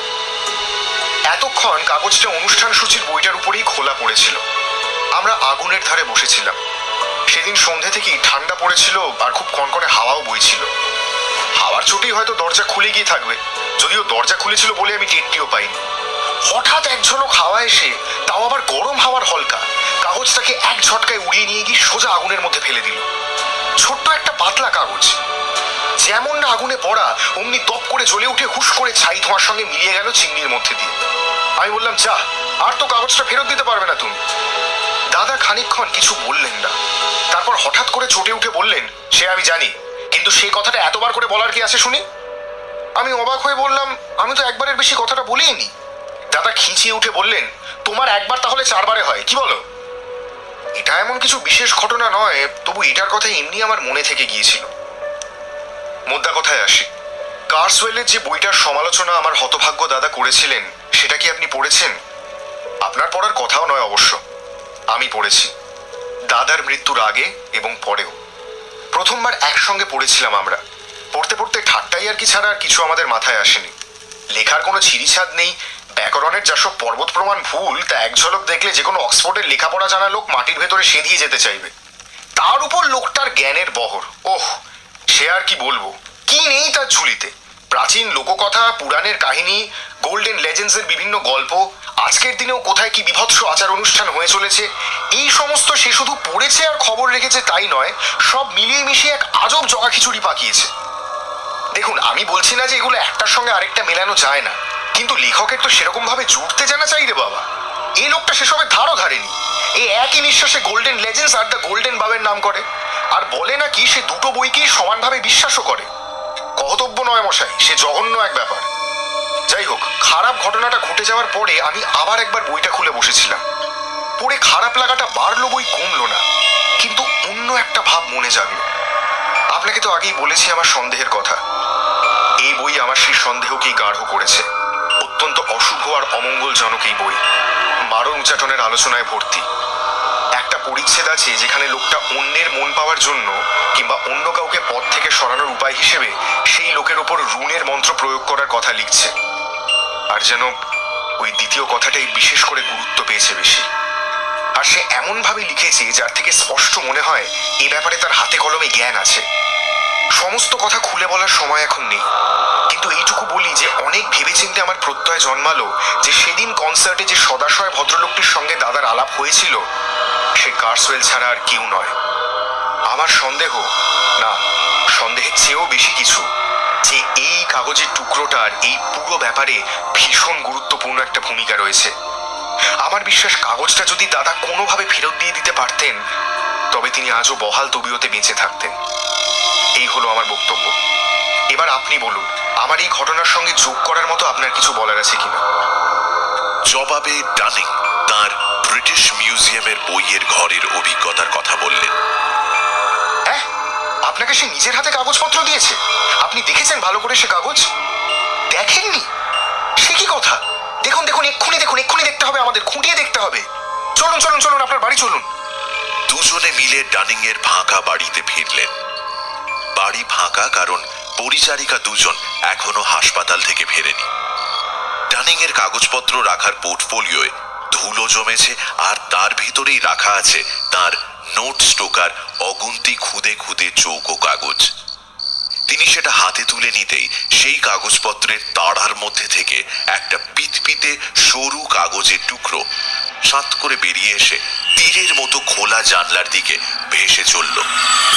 কিন্তু হ্যারিংটন বাঘের মতো লাফিয়ে গিয়ে দড়াম করে জানলা বন্ধ করে খপ করে কাগজটা চেপে ধরলেন। তারপর বললেন, ঠিকই ভেবেছিলাম। মনে হচ্ছে দাদা মৃত্যুর আগে যে কাগজটা পেয়েছিলেন এটা ঠিক তারই মতো। সাবধান ড্যানিং, এই কাগজটা খুব নিরীহ বলে বোধ হচ্ছে না, অন্তত আপনার পক্ষে তো নয়। আলোচনা গড়ালো অনেকক্ষণ। কাগজের টুকরোটাকে তন্ন তন্ন করে পরীক্ষা করলেন দুজনে। হ্যারিংটন যেমন বলেছিলেন লেখার অক্ষরগুলো রুনই বটে, কিন্তু দুজনের কেউই তার পাঠোদ্ধার করতে সমর্থ হলেন না বা অন্য কোথাও লেখাটা টুকে রাখতেও সাহস পেলেন না। পাছে তাতে রুনিক লিপিতে লেখা ওই মন্ত্রের অশুভ শক্তি আরো প্রবল হয়ে উঠে ছড়িয়ে পড়ে। কাজেই ওই কাগজে রুনিক হরফে যে ঠিক কি বার্তা দেওয়া হয়েছিল, কাকেই বা দেওয়া হয়েছিল সেই বার্তা, সেসব কথা আজও রহস্যাবৃতই রয়ে গেছে। ডানিং আর হ্যারিংটন দুজনেরই দৃঢ় বিশ্বাস জন্মালো যে এই রুনিক মন্ত্র লেখা কাগজের কাজ হলো যার কাছে সেটা থাকবে এক পরম অবাঞ্ছিত আর চরম ক্ষতিকর এক অশুভ শক্তিকে তার সর্বক্ষণের সঙ্গী করে তোলা। অভিশপ্ত কাগজটাকে স্বস্থানে ফিরিয়ে দেওয়াই যে মুক্তির একমাত্র উপায়, সে বিষয়ে দুজনেই একমত হলেন। এও বুঝতে পারলেন যে অভিশপ্ত ব্যক্তি অর্থাৎ ডানিং নিজের হাতে যদি কাগজটা তার লেখককে হস্তান্তর করেন তবেই সাপমুক্ত হওয়ার ব্যাপারে 16 আনা নিশ্চিত হওয়া যায়। কিন্তু সেটা করতে গেলেও যথেষ্ট চালাকির প্রয়োজন, কারণ ডানিং এর চেহারা কার্সওয়েলের বিলক্ষণ পরিচিত। চেহারা বদলে ফেলার জন্য ডানিং এর সাধের দাড়ি যে কামিয়ে ফেলতেই হবে তা এক প্রকার নিশ্চিত। কিন্তু এত সব করার পরেও যথেষ্ট সময় পাওয়া যাবে তো? তার আগে মাথার উপর বজ্র নেমে আসবে না তো? হ্যারিংটন ঠিক এই সময় বললেন যে হাতে সময় ঠিক কতটা আছে সেটা গণনা করে বের করা খুব শক্ত বোধহয় হবে না। তার খুব ভালোই মনে আছে যে যে কনসার্টে তার দাদার হাতে তার মৃত্যু পরোয়ানা তুলে দেওয়া হয়েছিল তার তারিখ ছিল 18 জুন, আর তার মৃত্যু হয় 18 সেপ্টেম্বর, অর্থাৎ ঠিক তার 3 মাস পর। ডানিংও বললেন যে ট্র্যামের জানলার সেই রহস্যময় বিজ্ঞাপনেও 3 মাস সময় দেওয়ার কথাই লেখা ছিল। আমার মেয়াদও এই 3 মাসই। দাঁড়ান, আমার ডায়েরিটা দেখলেই সব পরিষ্কার হয়ে যাবে। হ্যাঁ, এই যে মিউজিয়ামের ঘটনাটা ঘটার তারিখ ছিল 23 এপ্রিল, তার মানে সময় আছে 23 জুলাই অবধি। ব্যাস। আচ্ছা, আপনার দাদার সমস্যা ঠিক কিভাবে বেড়ে চলেছিল আমায় একটু বলবেন, যদি আপনার খুব অসুবিধে না থাকে? আমার জানাটা বিশেষ দরকার। হ্যাঁ, তা দাদা সবচেয়ে বেশি ভয় পেতেন যখন একলা থাকতেন। বলতেন কেউ যেন ওর ওপর সবসময় নজরদারি করছে। এক সময় তো এমন হলো যে আমি বাধ্য হয়ে ওর ঘরে রাতে শোয়া আরম্ভ করলাম। তবে দাদার ভয় কিছুটা কমলো। তাও তখনও ঘুমের মধ্যে কিসব বিড়বিড় করে বকতেন। তা দিয়ে লাভ আর কি আছে বলুন? যাই হোক, এইটুকু আপনাকে বলতে পারি যে শেষ দিকের কয়েক সপ্তাহের মধ্যে দাদার নামে 2টো জিনিস এসেছিল। দুটোতেই লন্ডনের কোনো এলাকার ডাকের ছাপ আর ঠিকানার হাতের লেখা কৃত্রিম, যেমন কোনো দোকানের বা কোম্পানির চিঠিপত্রে থাকে আর কি।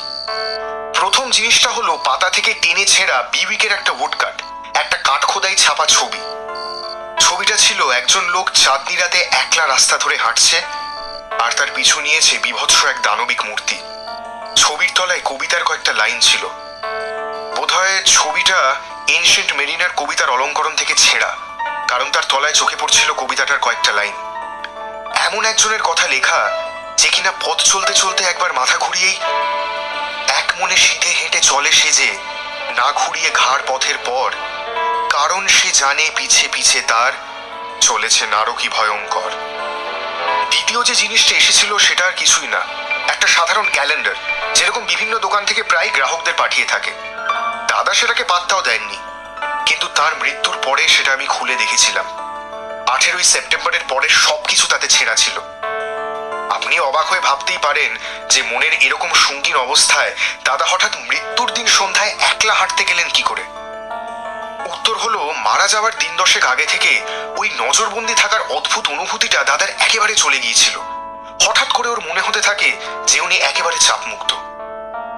বিস্তারিত আলোচনার পর সিদ্ধান্ত হলো এই যে হ্যারিংটনের এক বন্ধু কার্সওয়েলের প্রতিবেশী, তাকে দিয়ে কার্সওয়েলের গতিবিধির ওপর সহজেই নজর রাখা যাবে। ডানিংকে সদা সর্বদা প্রস্তুত থাকতে হবে এবং ওই রুনিক মন্ত্র লেখা মহামূল্যবান কাগজটিকেও সযত্নে প্রস্তুত রাখতে হবে, যাতে প্রথম সুযোগেই তাকে তার আসল মালিকের কাছে চালান করে দেওয়া যায়। তারপর দুজনে যে যার পথ ধরলেন। পরবর্তী কয়েক সপ্তাহ ডানিং এর মনের উপর দিয়ে যে কি চাপ গেল তা বলার নয়। কাগজের টুকরোটা হাতে আসার দিন যে অদৃশ্য কারাগারের পাঁচিল তার চারিদিকে গড়ে উঠেছিল বলে ডানিং অনুভব করেছিলেন, তা যেন ক্রমে বিশালতর আকার আর ঘোর কৃষ্ণবর্ণ ধারণ করে পৃথিবী থেকে ক্রমে ক্রমে তাকে সম্পূর্ণ বিচ্ছিন্ন করে তার সমস্ত সত্তাকে গিলে খেতে আসছে বলে আজ তার বোধ হতে লাগলো।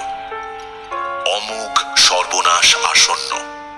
তার হাত ছাড়িয়ে পালানোর সব রাস্তা যেন সেই পাঁচিল দিয়ে বন্ধ, আর খোলা রাস্তার হদিশ দেবে এমন কেউ নেই ডানিং এর সামনে।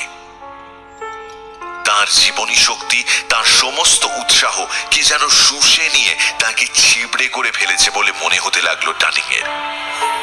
এমনি করে বুক চাপা কষ্ট আর অদম্য উদ্বেগের মধ্যে দিয়ে মে মাস গেল। গোটা জুন মাস গিয়ে জুলাই এসে উপস্থিত হলো, কিন্তু হ্যারিংটনের কাছ থেকে সবুজ সংকেত এলো না। এই পুরো সময়টা কার্সওয়েল গ্যাঁট হয়ে লাফোর্ডেই বসে থেকেছেন, কোথাও নড়েননি। অবশেষে ডানিং এর পৃথিবী বাসের মেয়াদ ফুরোতে যখন হিসেব মতো আর 1 সপ্তাহ বাকি নেই, তিনি হাতে পেলেন একটা টেলিগ্রাম। বৃহস্পতি রাত্রে বোট ট্রেনে ভিক্টোরিয়া ছাড়ছে, হাত ছাড়া না হয়। রাত্রে আসছি আপনার কাছে, হ্যারিংটন। কথা মতো রাত্রে হ্যারিংটন এলে আর এক প্রস্থ জল্পনা হলো। ট্রেন ভিক্টোরিয়া ছাড়ে 9টায়। ডোভারে পৌঁছানোর আগে শেষ দাঁড়ায় ক্রয়ডন ওয়েস্ট স্টেশনে। হ্যারিংটন ভিক্টোরিয়াতেই কার্সওয়েলকে নজরবন্দি করে ট্রেনে উঠবেন আর ক্রয়ডনে ডানিংকে ইশারায় ডেকে নেবেন কামরায়। দরকার হলে ডানিংকে কোনো সাজানো নামে ডাকবেন। ডানিং ছদ্মবেশে থাকবেন। তার সঙ্গের বাক্স প্যাঁটরায় কোনো নামের আদ্যক্ষর লেখা থাকবে না, আর অতি অবশ্যই হাতের কাছে তৈরি থাকবে সেই কাগজের টুকরোটা যার জন্য এত কিছু। ডানিং ক্রয়ডন স্টেশনে যখন এসে দাঁড়ালেন তখন তার উৎকণ্ঠার পারদ মাত্রা ছাড়িয়েছে। গত কয়েকদিন ধরে তার মাথার উপর থেকে সেই কালো ছায়াটা যেন সরে গিয়ে আধার একটু হালকা হয়েছে মনে হচ্ছে, কিন্তু এই আপাত ফুরফুরে হাওয়া ডানিং এর কাছে অশুভ সংকেতই বয়ে আনছে। এই স্বস্তির মেজাজের হঠাৎ আবির্ভাবের কারণেই ডানিং যেন ঠিক বুঝতে পারছেন যে তার ঘোর বিপদ আর শুধুমাত্র আসন্ন নেই, সে এসে পড়েছে। তার ঘাড়ের উপর নিঃশ্বাস ফেলছে। এখন যদি কার্সওয়েল হাত ফসকে পালায় তবে সব আশায় জল পড়ে যাবে। এই ভিক্টোরিয়া থেকে ট্রেন ধরে ডোভার যাওয়ার গুজবটা হয়তো ভাঁওতা, কে বলতে পারে। প্ল্যাটফর্মে পায়চারি করতে করতে আর প্রায় প্রতি মিনিটেই বোট ট্রেনের ব্যাপারে জানতে চেয়ে স্টেশনের প্রতিটি কুলিকে ব্যস্ত করে মারতে মারতে ডানিং এর ওই সময়টুকুকে জীবনের সবচেয়ে বিষবৎ 20 মিনিট বলে বোধ হতে লাগলো।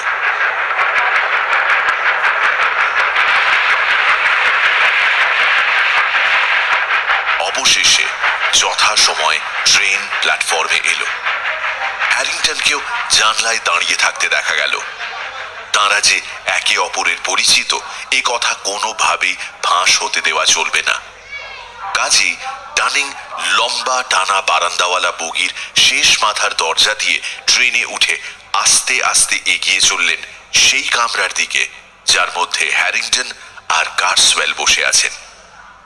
ট্রেনে লোকজন বিশেষ নেই দেখে ডানিং মনে মনে একটু খুশি হলেন। কার্সওয়েল সচকিত হয়ে উঠলেও ডানিংকে চিনতে পেরেছেন বলে মনে হলো না।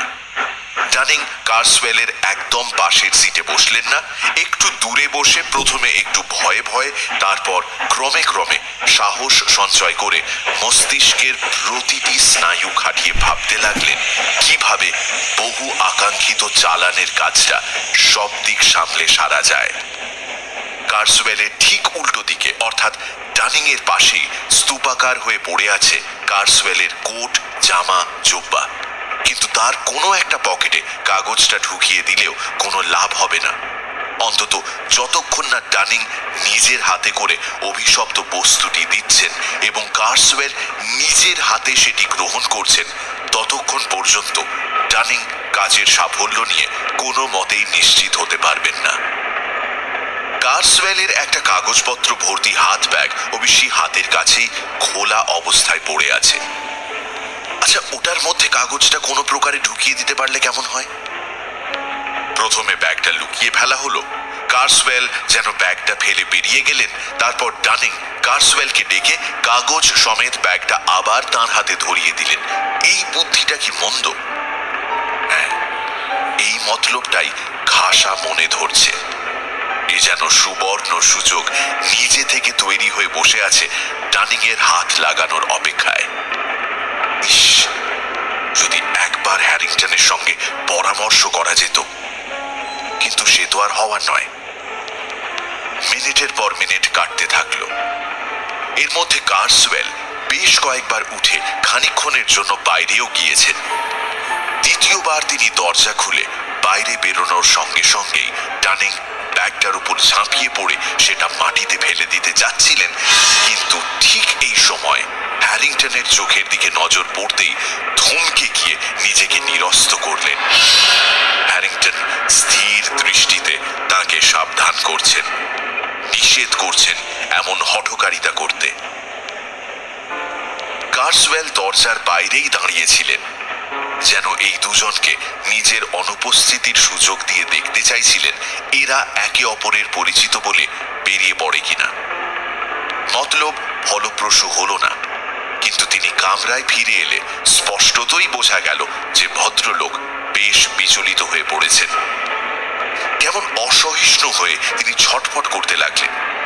কিন্তু এরপর তৃতীয়বার যখন তিনি উঠে পড়লেন তখন ডানিং এর মনে প্রবল আশার উদয় হলো। কারণটা আর কিছুই নয়, ওঠার সময় কার্সওয়েলের অজান্তে তার সিট থেকে কি একটা বস্তু খপ করে মাটিতে পড়েছে। কার্সওয়েল দরজা দিয়ে বেরিয়ে দৃষ্টিসীমার বাইরে বেরিয়ে চলে গেলেন। পলকের মধ্যে মাটিতে পড়ে থাকা জিনিসটা তুলে নিয়ে ডানিং দেখলেন সৌভাগ্যের চাবিকাঠি তার হাতে চলে এসেছে। তার হাতে টিকিটে ভরা একটা কুকের টিকিট কেস। যে ধরনের টিকিট কেসের পিঠে একটা ছোট খাপ থাকে। মুহূর্তের মধ্যে 7 রাজার ধন 1 মানিক সেই কাগজের টুকরো মসৃণ ভাবে চলে গেল টিকিট কেসের পিঠের খাপে। গোটা ঘটনাটা চলাকালীন হ্যারিংটন দরজার সামনে দাঁড়িয়ে ব্যস্ত সমস্ত হয়ে দরজার পর্দা টানাটানি করতে করতে পাহারা দিয়ে গেলেন। কাজ শেষ হলো মোক্ষম মুহূর্তে, কারণ ট্রেন ততক্ষণে গতি কমিয়ে ডোভার স্টেশনে ঢুকতে শুরু করেছে। পরক্ষণেই দরজা দিয়ে কার্সওয়েল ঢুকে এলেন, আর ডানিং তার ধপধপিয়ে লাফাতে থাকা হৃৎপিণ্ডটাকে কোনো রকমে জোর করে ঢোক গিলে স্বস্থানে ফেরত পাঠিয়ে কার্সওয়েলের হাতে টিকিট কেসটা গুঁজে দিয়ে বললেন, এটা বোধহয় আপনার এখানে পড়েছিল। খাপের ভেতরে টিকিটগুলোর দিকে ব্যস্তভাবে এক ঝলক চোখ বুলিয়ে নেওয়ার পর কার্সওয়েলের মুখ দিয়ে বেরোলো বহু প্রতীক্ষিত উত্তর, হ্যাঁ হ্যাঁ, আমারই এটা, ধন্যবাদ আপনাকে। তিনি টিকিট কেসটা নিজের বুক পকেটে রাখলেন দেখে ডানিং পরম সন্তোষ লাভ করলেন। ট্রেন থামতে বাকি আর কয়েকটা মাত্র মুহূর্ত। তার মধ্যেই দুই বন্ধু খেয়াল করলেন হঠাৎই কামরার ভেতরটা কেমন যেন ঘোর আঁধার করে এসে গরম হলকা ছুটতে শুরু করেছে। কার্সওয়েলও হঠাৎ ছটফটিয়ে উঠে দলা পাকানো কোটগুলোকে কাছে টেনে নিয়ে অশান্তভাবে সেগুলো ঢেলে ফেলে দিলেন, যেন সেগুলো অসহ্য হয়ে উঠেছে তার কাছে। তারপর শটান সোজা হয়ে বসে ভ্রুকুটি করে সন্দেহের দৃষ্টিতে তিনি পালা করে দুজনের দিকে তাকাতে লাগলেন। তৎক্ষণাৎ দুই বন্ধু চোখ ফিরিয়ে ঝটপট যে যার নিজের জিনিস গুছিয়ে নিতে ব্যস্ত হয়ে পড়লেন। উৎকণ্ঠায় পেট তাঁদের গুলিয়ে উঠছে। মনে হলো যেন কার্সওয়েল তাঁদের সঙ্গে কথা বলার জন্য মুখ খুলতে যাবেন, ঠিক তখনই ট্রেন ডোভার টাউনে এসে থামল।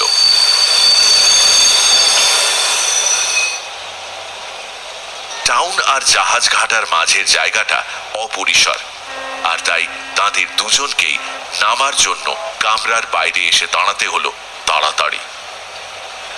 ট্রেনের যাত্রী এতই কম যে জাহাজ ঘাটায় নামার পরেও হ্যারিংটন আর ডানিংকে খানিকক্ষণ দাঁড়িয়ে যেতে হলো, যাতে কার্সওয়েল কুলির মাথায় মালপত্র চাপিয়ে নির্বিঘ্নে প্ল্যাটফর্ম থেকে বেরিয়ে জাহাজে ওঠার সাঁকোর দিকে চলে যেতে পারেন। কার্সওয়েল দৃষ্টির আড়াল হতেই হ্যারিংটন প্রাণের আনন্দে ডানিং এর হাত চেপে ধরে ফিসফিস করে অভিনন্দন জানালেন। ফল হলো এই যে স্নায়ুর চাপে পিষ্ট হতে থাকা ডানিং হাঁটু কাঁপতে কাঁপতে প্রায় অজ্ঞানী হয়ে গেলেন। হ্যারিংটন কোনো মতে তাকে দেয়ালে ঠেসান দিয়ে দাঁড় করিয়ে দুপা এগিয়ে গেলেন জাহাজে ওঠার সাঁকোর দিকে, কারণ ততক্ষণে কার্সওয়েল তার মালপত্র সমেত সেখানেই গিয়ে পৌঁছেছেন। সাঁকোর মুখে বসে থাকা লোকটি গম্ভীর মুখে তার টিকিট পরীক্ষা করে ছেড়ে দিল। মালপত্র নিয়ে জাব্বা জব্বা বগল দাবা করে কার্সওয়েল সাঁকো দিয়ে জাহাজের পেটের দিকে কয়েক পা এগিয়ে গেলেন। হঠাৎই টিকিট পরীক্ষক লোকটি হাঁক পাড়ল। এই যে স্যার, স্যার মাফ করবেন স্যার, আপনার সঙ্গে অন্য যিনি ছিলেন তার টিকিটটা দেখলাম না তো। আমার সঙ্গে অন্য লোক? কোন শয়তানের বাচ্চার কথা বলছো? হ্যাঁ, লোকটি তার নিজের জায়গা থেকে ঝুঁকে পড়ে একবার তাকে ভালো করে দেখল। হ্যারিংটন শুনলেন সে নিজের মনে বিড়বিড় করে বলল, এ শয়তানের বাচ্চা, তা কেমন যেন দেখলাম, কি জানি বাবা। যাকে আমারই ভুল স্যার, আপনার জামা কাপড়গুলো কি বোধহয় ভুল করেছি, মাফ করবেন স্যার। তারপর পাশে বসে থাকা তারই এক অধস্তন কর্মচারীকে বলল, ও ভাই শোনো, ওনার সঙ্গে কুকুর টুকুর কিছু ছিল নাকি বলো তো? হ্যাঁ, একা তো ছিলেন না উনি, আমার যেন মনে হলো সঙ্গে আরেকটা কেউ আছে। যাক আমাদের কি, যা আছে এখন ওই জাহাজের পেটে সিঁধিয়ে গেছে, এখন জাহাজের ওপরে ওরা বুঝে নেবে। ওই জাহাজ ছেড়ে দিল আর হপ্তাখানেক তারপরেই ছুটি কাটাতে যাওয়ার লোকজনের ভিড় ঘাড়ের ওপরে একেবারে হুমড়ি খেয়ে এসে পড়বে একদম। আর 5 মিনিট পর দূরে বিলীন হতে থাকা জাহাজের উজ্জ্বল আলো, ডোভারের জলের ধার বেয়ে চলতে থাকা বাতিস্তম্ভের লম্বা সারি, সন্ধ্যার হিলহিলে হাওয়া আর আকাশে ফ্যাকাশে চাঁদ ছাড়া চারপাশে আর কিছুই রইল না। লর্ড ওয়ার্ডেন হোটেলে এরা দুজন মুখোমুখি বসে রইলেন অনেকক্ষণ। মাথা থেকে দুশ্চিন্তা উৎকণ্ঠা বিদায় নিয়েছে, তাও এক অদ্ভুত দোলাচলের মাঝে পড়ে পিষ্ট হচ্ছে এদের মন। একটা জলজ্যান্ত লোককে জেনে শুনে মৃত্যুর মুখে ঠেলে দেওয়া কি ন্যায়সঙ্গত হলো? লোকটাকে একবার সাবধান করে দেওয়া কি উচিত নয়? না, যেরকম নৃশংস খুনি বলে লোকটাকে আমি ভাবি, তা যদি সে সত্যি হয়, তবে আমরা যা করেছি সেটাই ন্যায্য, সেটাই তার প্রাপ্য। কিন্তু তাও যদি আপনি ভালো বোঝেন তবে, কিন্তু আপনি ওকে পাচ্ছেন কোথায় আর কিভাবেই বা সাবধান করবেন?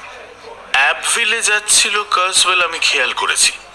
জোনস গাইডে যে সমস্ত হোটেলের নাম পাওয়া যায় সেগুলোর প্রত্যেকটায় যদি টেলিগ্রাম করা যায় টিকিটের খাপ দেখুন ডানিং বলে, তাহলে একটু শান্তি পাই প্রাণে। আজ 21 তারিখ, মাঝে সময় আছে আর মাত্র একটা দিন, কিন্তু তাহলেও আমার মনে হচ্ছে তার আশা ছেড়ে দেওয়াই ভালো। আর সে লোকের ফেরার রাস্তা নেই। সেই মতো টেলিগ্রাম লিখে হোটেলের দপ্তরে দিয়ে দেওয়া হলো তার করে দেওয়ার জন্য। সে টেলিগ্রাম গন্তব্যে পৌঁছেছিল কিনা, কিংবা পৌঁছলেও তার অর্থ উদ্ধার করা গিয়েছিল কিনা তা জানা যায় না। যেটুকু জানা যায় তা হলো একটা খবর। 23 তারিখ বিকেলে অ্যাবভিলের সেন্ট উলফ্রামস চার্চের উত্তর পশ্চিম চূড়ার মেরামতির জন্য বাঁধা ভাড়া থেকে এক খণ্ড পাথর সরাসরি এসে পড়ে চার্চ দেখতে আসা এক ইংরেজ পর্যটকের মাথায়। লোকটির তৎক্ষণাৎ মৃত্যু হয়। মেরামতির জায়গায় তখন যে কোনো রাজমিস্ত্রি বা কোনো ব্যক্তি ছিল না তাও প্রমাণিত হয়। মৃত ব্যক্তির সঙ্গে থাকা কাগজপত্র থেকে জানা যায় তার নাম কার্সওয়েল। আরেকটাই তথ্য আছে এ মামলায় যোগ করার মতো।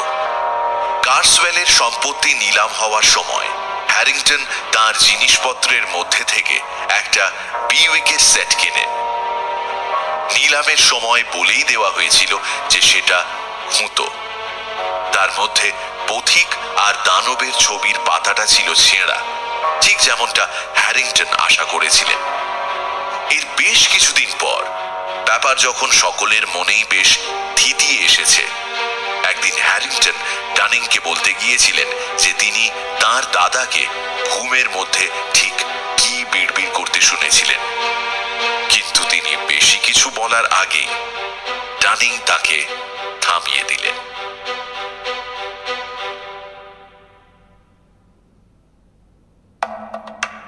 সানডে সাসপেন্সে আজ শুনলেন রুনের মন্ত্র। মূল রচনা casting the runes by MR James, অনুবাদ রাজস্বী গুপ্ত, বেতার রূপ দ্বীপ। গল্প পাঠে সম্পাদক এবং মিস্টার কার্সওয়েলের ভূমিকায় মীর, মিস্টার ড্যানিং জনৈক ভদ্রলোক এবং গল্পের সূত্রধার আমি দ্বীপ, গৃহকর্তা এবং টিকিট পরীক্ষক সোমক, গৃহকর্ত্রী অয়ন্তিকা, সম্পাদক গৃহিণী Shri, doctor Watson Richard, bus conductor bus driver এবং হেনরি হ্যারিংটনের ভূমিকায় অগ্নি, ধ্বনি পরিকল্পনা ও আবহ সঙ্গীত Shubhadeep, poster design team asterisk, পর্ব পরিচালনায় টিম সানডে সাসপেন্স, বিশেষ সহযোগিতায় অগ্নি, সামগ্রিক তত্ত্বাবধানে আমি দ্বীপ। শেষ হলো এমআর জেমসের কাস্টিং দ্য রুনস অবলম্বনে রাজস্বী গুপ্তর করা অনুবাদ রুনের মন্ত্র। আগামী সপ্তাহে আরও একটি রোমাঞ্চকর গল্প নিয়ে হাজির হবে সানডে সাসপেন্স।